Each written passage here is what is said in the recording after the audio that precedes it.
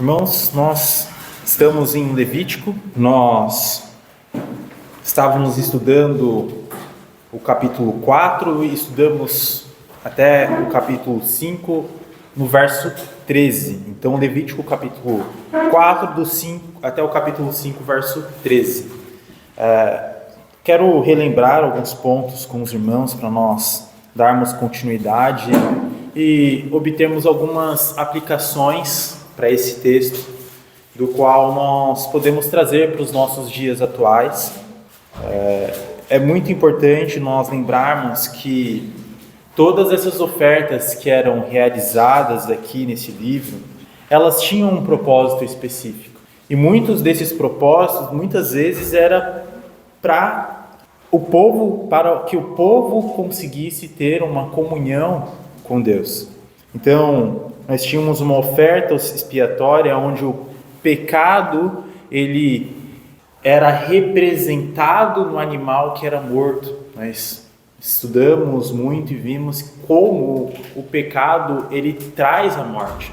Então, o salário do pecado é a morte. Então, ele trazia o perdão e interrompia a separação causada pelo pecado. Nós lembramos muito bem do livro de Gênesis, quando Adão e Eva pecam contra Deus, o que acontece? Separação da comunhão com Deus. Então, essa separação ela acontece justamente por conta da contaminação que o pecado traz. Diante de tudo isso, Deus ele providencia um meio para que haja essa comunhão com esse Deus que é santo. Então, o pecado era transferido ao animal que morria no lugar da pessoa. O sangue era aspergido e protegia o povo da ira de Deus. E a gordura era queimada, simbolizando justamente a purificação. A carne era queimada fora do acampamento. Nós vimos isso no capítulo 4 aqui de Levítico, mostrando que o pecado deveria ser destruído. Ou seja, não poderia haver comunhão do povo com o pecado. Ou seja, se existe um sacrifício, essa carne, no caso aqui dessa oferta em específico, a carne era queimada fora do acampamento, era levada e queimada fora do acampamento. Ou seja, fora da comunhão daqueles que pertenciam a Deus. Então, o pecado ele deveria ser destruído, deveria ser afastado. Não somente da presença de Deus, mas do povo que pertencia a Deus. Então, a Bíblia ela mostra claramente que a oferta ela estava ligada à purificação, especialmente de, muitas vezes, contaminações corporais. E nós vamos ver adiante, vamos estudar sobre o significado dessas questões. Nós não temos muitas explicações, mas nós vemos, por exemplo, no capítulo 15 de Levítico, capítulo 15, verso 31, é dito: assim separareis os filhos de Israel das suas impurezas, para que não morram nelas, ao contaminarem o meu tabernáculo que está no meio deles. No dia da expiação, em Levítico capítulo 16 agora, também. Capítulo 16, verso 19. Do sangue aspergirá com o dedo 7 vezes sobre o altar, e purificará e o santificará das impurezas dos filhos de Israel. Deus, ele não é contaminado por ele ser santo, mas o homem e o espaço sagrado é contaminado. Quando nós temos o pecado presente no mundo, e nós percebemos isso muito claramente no nosso dia a dia, nós vemos o quão o mundo entrou em desordem por conta desse pecado. O quão o mundo entrou em um caos justamente por conta dessa desobediência. E o que Deus traz aqui no livro de Levítico? Ele mostra que essa ordem que foi instaurada por causa do pecado, essa desordem, ela tem que ser corrigida. Então, tudo isso tem que ser purificado. Não somente os homens, mas o local sagrado onde Deus habita. Então, a santidade, ela se manifesta muitas vezes em ira contra o pecado quando ele não é tratado. Quando as pessoas, elas veem o pecado como algo comum que não deve ser tratado e que não deve ser levado em consideração. Então, Deus mostra, não, o pecado, ele tem que ser tratado. Ele não pode ser desconsiderado e tratado como algo normal. Não é. Não deve ser assim. Então Israel, ela deveria ser santa para que Deus habitasse no meio do povo. O tabernáculo onde era a habitação de Deus precisava ser mantido puro também. Diante disso, quando nós olhamos para Êxodo capítulo 29, versos de 43 até 46, Êxodo 29,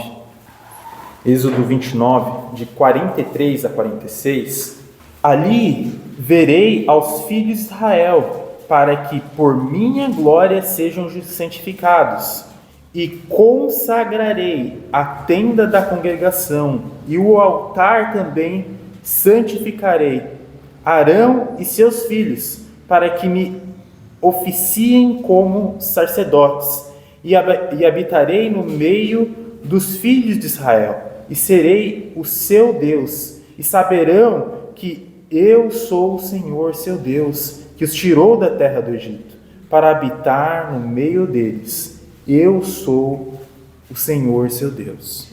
Então, aqui em Êxodo capítulo 29, a partir do verso 43, nós vemos essa vontade de Deus de habitar no meio do povo. Quando nós olhamos, por exemplo, para a oração do Pai Nosso que Jesus nos ensina, o que o Senhor diz em um dos trechos dessa oração? Que o reino de Deus venha até nós. Se nós queremos que o reino de Deus se faça presente, nós devemos achar que esse reino vai se manifestar quando nós estamos com descaso ao pecado? Não. Se nós queremos que o reino de Deus se manifeste neste mundo, nós devemos buscar essa pureza. Nós devemos mostrar que Deus é santo, e para que Deus se manifeste em nossas vidas, nós também devemos buscar essa santidade. Então, a oferta queimada aqui era o sacrifício mais frequente. Exigia que o animal sem defeito fosse totalmente queimado. A purificação, aqui tratada em Levítico capítulo 4, ela era menos frequente, mas também com animais mais simples, mas tratava justamente dessa contaminação. O foco principal era o pecado e como esse pecado ele deveria ser tratado. As ações humanas, elas têm efeito duradouro. Também quando olhamos para Levítico capítulo 18, versos de 24 a 30, Levítico 18, versos de 24 a 30, é dito: com nenhuma destas coisas vos contaminareis, porque com todas estas coisas se contaminaram as nações que eu lanço de diante de vós, e a terra que se contaminou, eu visitei nela e sua iniquidade, e ela vomitou os seus moradores. Porém, vos guardareis os meus estatutos e os meus juízos, e nenhuma dessas abominações fareis, nem o natural, nem o estrangeiro, que peregrina entre vós, porque todas estas abominações fizeram os homens desta terra, que nela estavam antes de vós, e a terra se contaminou. Não suceda que a terra vos vomite, havendo a vós contaminado, como vomitou o povo que nela estava antes de vós. Todo que fizer alguma destas abominações, sim, aqueles que cometerem serão eliminados do seu povo. Portanto, guardareis a obrigação que tendes para comigo, não praticando nenhum dos costumes abomináveis que praticaram antes de vós, e não vos contaminareis com eles. Eu sou o Senhor, vosso Deus. diante justamente dessa peregrinação, da entrada do povo de Israel, justamente na terra de Canaã, eles deveriam agir como o povo que estava naquela terra? Não. Eles deveriam agir de uma forma diferente, porque eles serviam a um Deus que é único e é santo. E assim, eles não deveriam agir como aqueles que não tinham esse Deus, que não serviam a esse Deus. Então existe uma separação. Nós vemos que, nessa passagem muito claro, que o pecado, ele atingiu até mesmo a criação. Nós vemos justamente quando a morte atinge ali Abel, que Caim mata Abel, o que acontece? O sangue ali clamava, se eu não me engano fala vingança, é isso, né? Quando o sangue foi derramado na terra. Então nós não... Oi? Eu acho que foi Isso. Obrigado. Nós vemos que a criação, ela clama justamente, porque ela foi criada não para ver justamente a contaminação do pecado, mas para viver em perfeita comunhão com o seu Criador. Então, todo esse pecado, ele traz um caos, ele traz a desordem, mas nós que temos um Deus, que temos um Senhor, não devemos agir como aqueles que não têm um Senhor, como aqueles que não têm um Deus. E é isso que Deus está falando aqui para o povo de Israel. Então, a oferta de purificação, ela lida com a contaminação causada pelo pecado, especialmente no santuário. A gravidade, ela depende da pessoa. Pecados do povo comum exigem esfregar o sangue nos chifres ali. O pecado nacional, ou seja, da comunidade toda, tinha uma outra tratativa. O pecado do sumo sacerdote exigia a aspersão no véu, ou seja, já no local santo, onde o véu fazia a separação do local santo para o lugar santíssimo. Então nós vemos também uma progressão de responsabilidade também. O quão maior a pessoa, maior envolvimento a pessoa tem com o trabalho do Senhor, mais ela se torna responsável também. Sumo sacerdote, os sacerdotes, eles estavam à frente da comunidade. E quando eles pecavam, eles traziam uma vergonha maior para esse Deus que era santo. E assim, para que houvesse a remissão desses pecados, era exigido um ato maior ainda. Diante de tudo isso, Levítico 4 trata dessa oferta que é distinta das demais ofertas.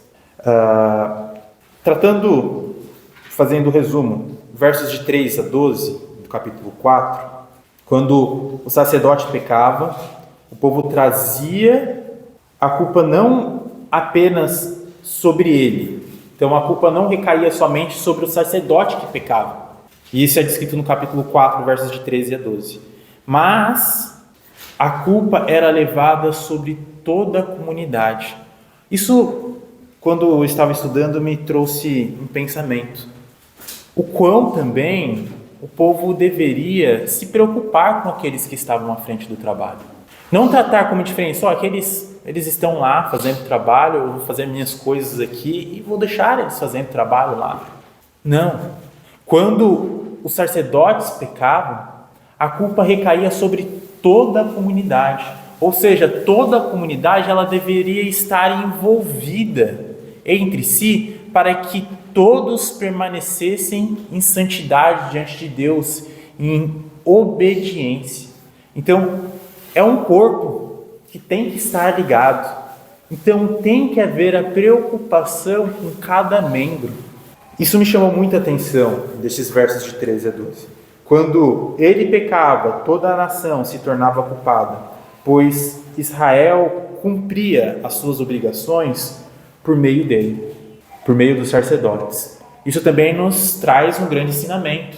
Nós que congregamos, que estamos na igreja, nós também temos responsabilidade sobre os trabalhos que são efetuados na nossa congregação local. Então, se eu me desligo da minha congregação local, eu estou agindo com negligência. Eu tenho que estar envolvido com o trabalho e cuidar desse trabalho também que está sendo realizado. Israel tinha que cuidar daqueles que estavam à frente do trabalho, também olhando se a vontade de Deus estava sendo realizada ali.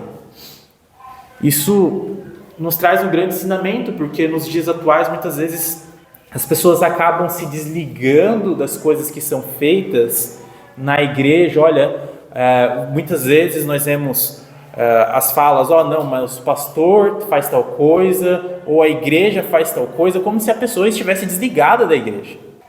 Mas a pessoa tem que estar ligada, porque a igreja é o corpo e o corpo de Cristo. Então, se a pessoa se desliga da igreja, a pessoa está se desligando de Cristo. Então, tem que haver essa preocupação, tem que haver essa ligação. Versos de 13 a 21, que me chama a atenção, é que quando o pecado ele era cometido por toda a comunidade, o ritual ele era semelhante com o do sacerdote. Um novilho era oferecido pelos anciões, ou seja, pelas aquelas pessoas que eram mais velhas.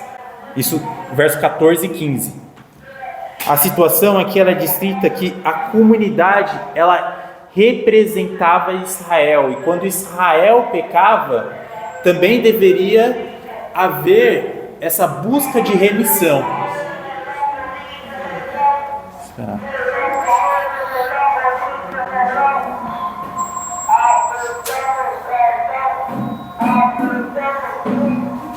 Então, mesmo que o pecado fosse oculto naquele momento, então, digamos, nós como igreja realizamos algum ato que nós não deveríamos realizar como igreja, mas por ignorância, por falta de conhecimento.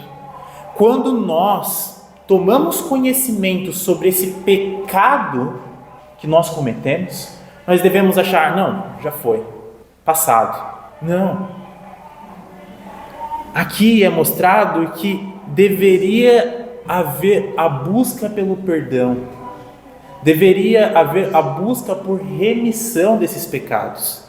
Então, o povo pecava, o pecado estava oculto, mas quando ele se tornava evidente, deveria haver justamente essa busca por purificação. Não deveria haver uma ação de indiferença a esse pecado.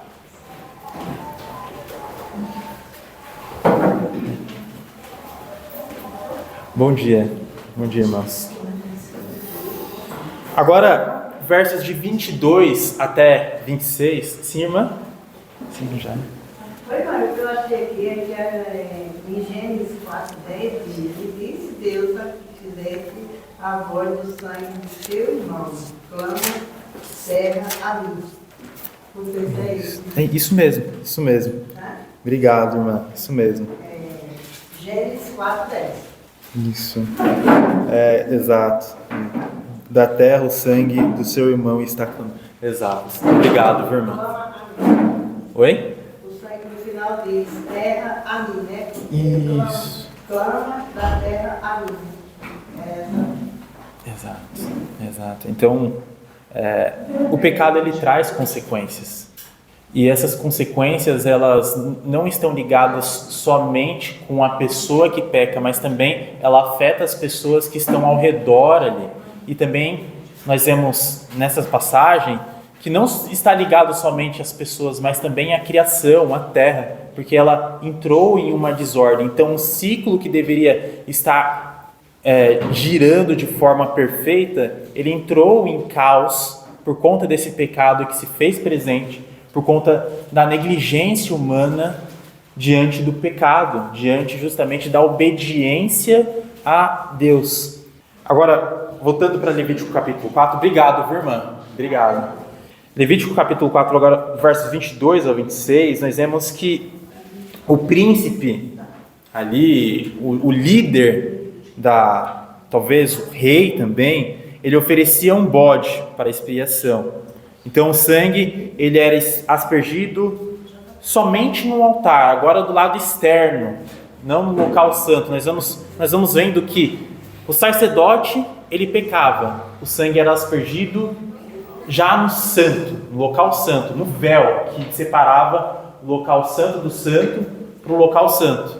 Conforme nós vamos vendo que a responsabilidade, a pessoa que está menos à frente do trabalho, vai se levando mais distância desse local santíssimo onde Deus habitava. Agora, o príncipe pecou, era aspergido o sangue no altar, do lado externo do tabernáculo. Versos de 27 até o verso 13 do capítulo 5, quando a pessoa comum pecava, o que era feito?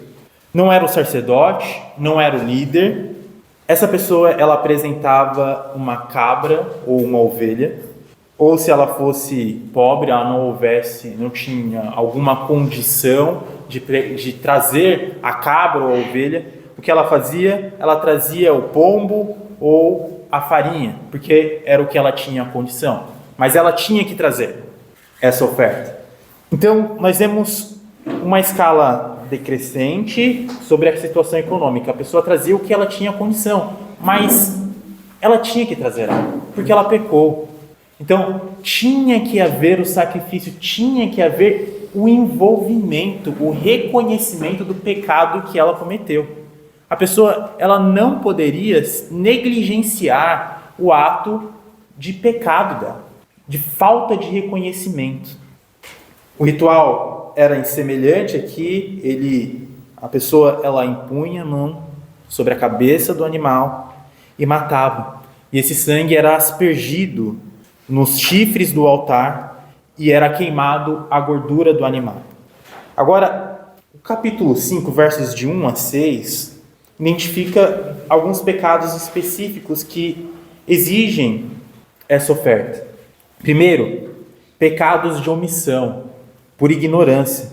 Quando o homem ele reconhecia a culpa, ele trazia a oferta.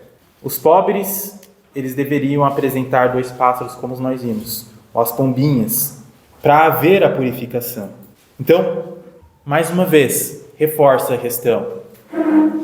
Eu pequei, eu não tinha conhecimento desse pecado, eu não sabia que isso era pecado para com meu Deus, por ignorância minha. É por eu não saber, isso deixa de ser pecado? Não. Já na antiga aliança, o pecado é pecado, mesmo que eu não saiba. Então, nós devemos sempre ter isso em consciência. Olha, eu não tenho conhecimento total hoje sobre muitas coisas, mas quando eu tomo conhecimento de determinadas coisas que eu pequei no passado, o arrependimento deve estar presente no meu coração. Porque o pecado foi realizado contra o meu Deus, contra o meu Senhor. Eu agi contra o meu Senhor, mesmo que sem conhecimento, mas não deixei de pecar contra ele. Eu machuquei, eu fui um servo desobediente. Então, o que eu tenho que fazer? Eu tenho que agir buscando o perdão do meu Senhor. Como eu faço isso? Me arrependendo, confessando o meu pecado. Nós vemos em Levítico que as pessoas colocavam a mão sobre a cabeça do animal, mas elas faziam isso de forma indiferente com esse animal que estava sendo sacrificado? Não, a pessoa confessava os pecados dela. E mais uma vez, para nós é estranho um animal sendo sacrificado, mas é a forma que eles tinham no momento presente. O que eles poderiam trazer? O que eles colhiam da terra, e aí nós temos justamente os cereais, que também eles tinham a oportunidade de trazer, mas também os animais. Era a forma de mantimento deles. Era o que eles tinham. Então, o que eles tinham, eles deveriam entregar a Deus. O que nós temos hoje? Quem trabalha tem o seu salário. Quem não trabalha tem a sua vida também, que deve ser primeiramente entregue ao Senhor. Então, nós devemos entregar o que nós temos no momento presente. Aqueles que não tinham ovelha traziam as pombinhas, mas traziam o que tinham condição, o que podiam. Ligação com o Novo Testamento, irmãos.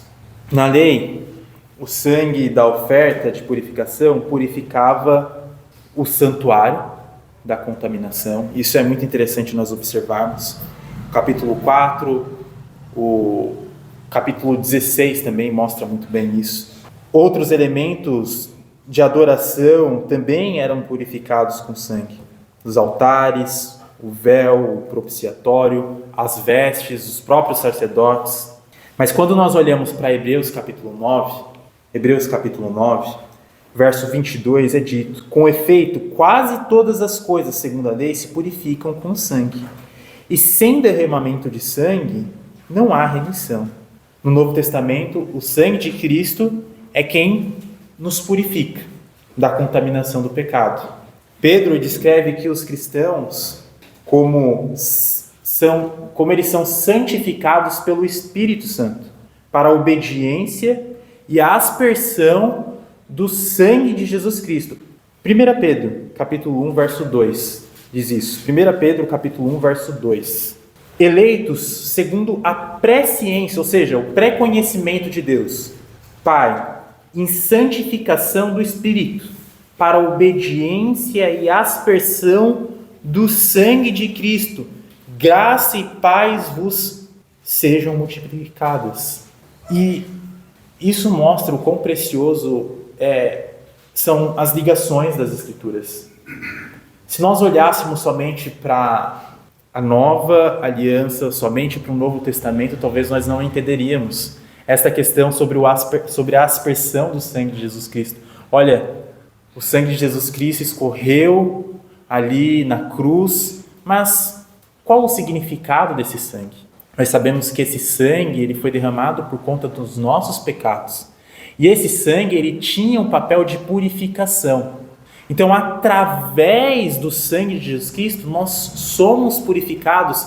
E aqui em 1 Pedro é dito que em santificação do Espírito Santo, para a obediência e aspersão do sangue de Jesus Cristo. Ou seja, nós devemos buscar a Jesus Cristo para o quê? Para nós sermos purificados dos nossos pecados. E assim nós temos comunhão com esse Senhor que é santo. João afirma que a comunhão com Deus ocorre pelo sangue de Jesus Cristo, que é o Filho do Pai, que nos purifica de todo o pecado. 1 João capítulo 1, verso 7 diz: se porém andarmos na luz, como Ele está na luz, mantemos comunhão uns com os outros, e o sangue de Jesus, seu Filho, nos purifica de todo o pecado. Me chama a atenção essa questão. Se, porém, andarmos na luz, como Ele está na luz, mantemos comunhão. Então, eu devo simplesmente buscar ao nosso Senhor Jesus e viver de forma negligente? Não.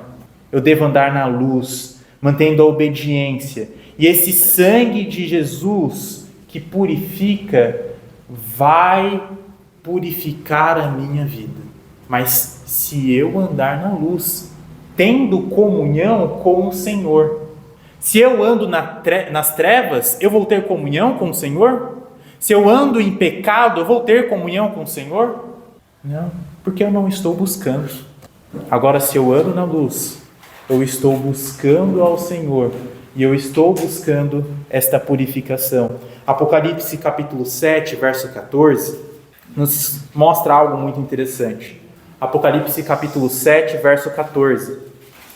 Respondi-lhe: meu Senhor, tu sabes. Ele então me disse: são estes os que vêm da grande tribulação, lavaram as suas vestiduras e as alvejaram no quê? no sangue do Cordeiro. Estes que louvam a Deus, que buscam a Deus, alvejaram as suas vestiduras, as suas vestes, com o sangue de Jesus. Se, quando nós se batizamos, nós somos encobertos pelas águas e, no caso, a nossa velha criatura, ela morre, nós somos nascidos em novidade de vida. Agora, nessa novidade de vida, o que deve nos cobrir é justamente o sangue do nosso Senhor. Nós somos revestidos de Cristo. E quando as pessoas olham para a gente, elas devem enxergar esse Senhor. Mais uma vez eu cito, uma vez, quando eu estava dando o livro de Gálatas, o irmão Everton trouxe um comentário que eu vou levar para o resto da minha vida. Justamente nessa passagem sobre a questão de revestir, ele comentou sobre a questão de um fio. Quando nós olhamos para o fio, nós olhamos o cobre que está dentro dele? Não, nós olhamos o revestimento. Quando as pessoas olham para a gente, elas devem enxergar esse revestimento. E esse revestimento deve ser de Cristo, de obediência a Cristo, de amor, de perdão, dos atos que Cristo trouxe em sua vida e nos trouxe através também das Escrituras que foram reveladas e deixadas para que nós aprendêssemos como nós devemos agir. Hebreus capítulo 9, verso 12 diz algo muito interessante: não por meio de sangue de bodes e de bezerros, mas pelo seu próprio sangue entrou no Santo dos Santos, uma vez por todas, tendo obtido eterna redenção. Diferente de sacrifícios de animais, seu sacrifício foi único e inteiramente suficiente. Por isso, nós podemos entrar no Santo dos Santos pelo sangue do nosso Senhor, com fé, com plena consciência, com um coração purificado e um corpo lavado. Acho que Hebreus capítulo 10 nos traz algo muito interessante. Como nós entramos na presença de Deus com medo, com receio, se nós estamos em comunhão com o Senhor, nós devemos entrar com confiança na presença do Senhor. Hebreus capítulo 10, versos 19 a 22. Hebreus capítulo 10, versos de 19 a 22. Tendo, pois, irmãos, intrepidez para entrar no Santo dos Santos pelo sangue de Jesus, pelo novo e vivo caminho que ele nos consagrou, pelo véu, isto é, pela sua carne, e tendo grande sacerdote sobre a casa de Deus, aproximemo-nos com sincero coração e plena certeza de fé, tendo o coração purificado de má consciência e lavado o corpo com água pura. Então, nós devemos ter essa consciência pura, essa confiança no nosso Senhor, que quando nós estamos nos direcionando ao nosso Deus, seja em oração, seja em adoração, seja em louvor, nós estamos buscando Ele com um sangue do nosso Senhor que nos purifica. E assim nós devemos justamente com consciência, com coração puro de má consciência, lavado o corpo com água pura, buscarmos o nosso Senhor com toda a intrepidez, ou seja, com coragem, com confiança, porque é o Senhor que nos purifica. Assim como os animais eram queimados fora do acampamento, Jesus sofreu fora da cidade. Capítulo 3, versos de 10 a 16, fala justamente sobre essa questão de Jesus ter sido crucificado fora da cidade. E fora da cidade, o pecado foi destruído, em lembrança justamente a Levítico capítulo 4, quando a carne era queimada fora do acampamento. O pecado era levado para fora da presença dos que deveriam ser santos para ser destruído.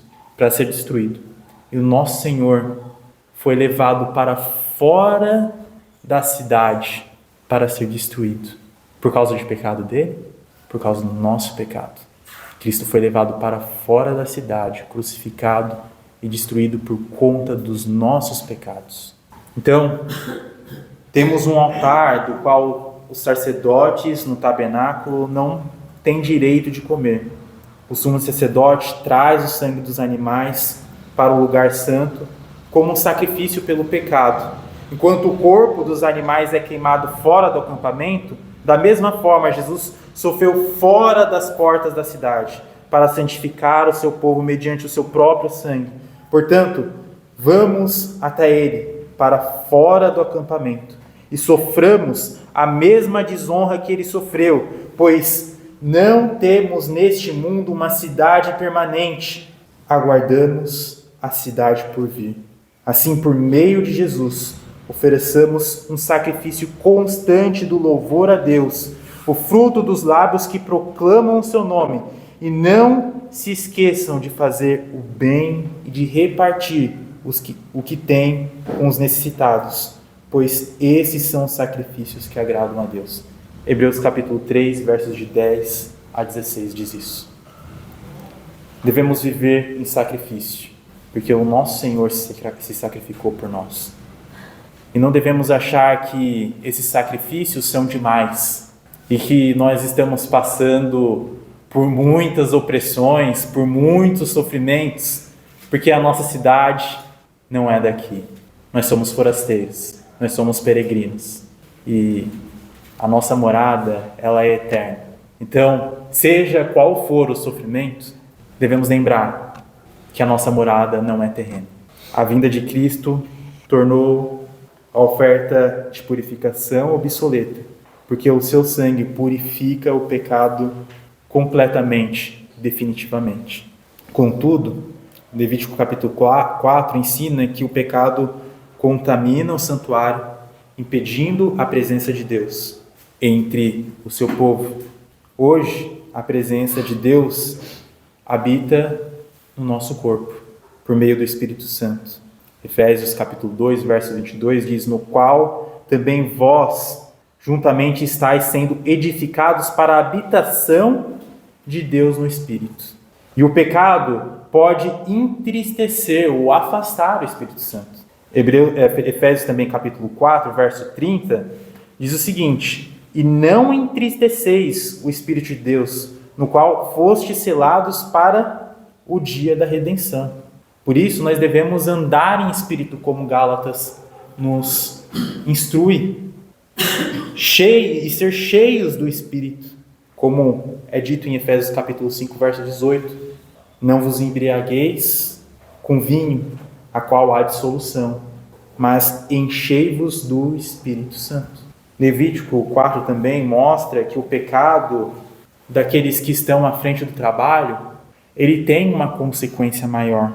E Lucas capítulo 12, verso 48 diz o seguinte: aquele, porém, que não soube a vontade do Senhor e fez coisas dignas de reprovação, levará poucos açoites.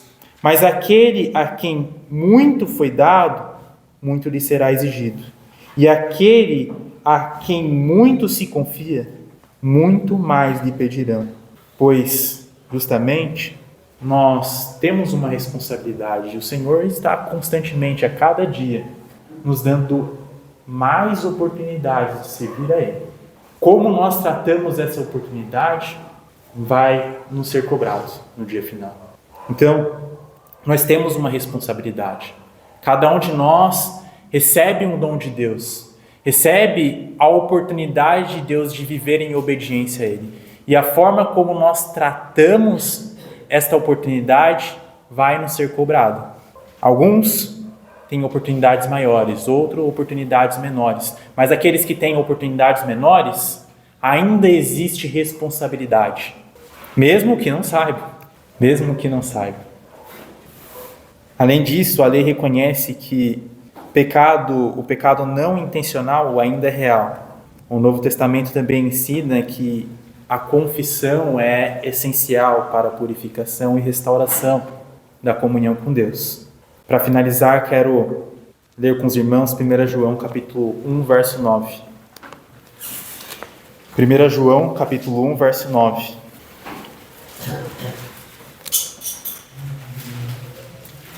João capítulo 1, verso 9. Se confessarmos os nossos pecados, Ele é fiel e justo para nos perdoar os pecados e nos purificar de toda injustiça. O sacrifício dos animais foram substituídos pelo sacrifício de Cristo, mas a confissão e a busca ao nosso Senhor permanece para que nós possamos viver em paz com o nosso Senhor. Então, que possamos constantemente nos encher do Espírito e cuidar das nossas ações, pois o Espírito Santo quer habitar em nossas vidas, mas nós necessitamos de comunhão com o Senhor para que possamos ter o corpo purificado e o Espírito Santo possa encontrar esse corpo purificado para que ele venha habitar. Que não venhamos a profanar aquilo que Deus destinou a ser santo. Que possamos não tratar com descaso aquilo que Deus firmou para que Ele se faça presente em nossas vidas. Que possamos cuidar das nossas ações. Que possamos cuidar de cada passo que nós tomamos. Porque Deus quer estar presente nas nossas vidas. Mas nós precisamos buscar a Ele.